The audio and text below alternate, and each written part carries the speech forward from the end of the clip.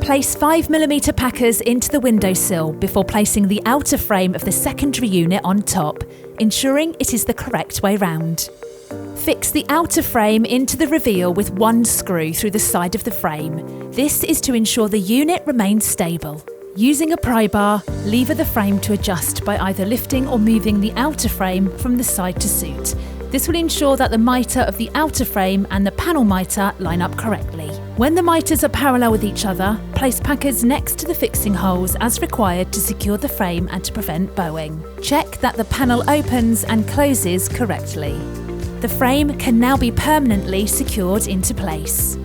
If reveal fixing, secure the outer frame through the pre-drilled holes in the side of the timber subframe. If face fixing, secure the outer frame through the pre-drilled holes in the face of the timber subframe.